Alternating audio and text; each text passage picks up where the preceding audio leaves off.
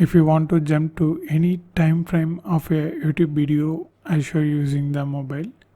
Let's say I just open this video, I just play the video, then just long press this in between gap. Now you can see pull up for precise seeking. Just swipe up, then you can see the video shortcut was created. So here you can fast forward like this.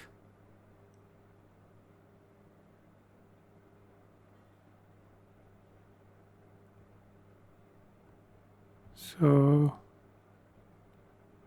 if you want to go backwards, same.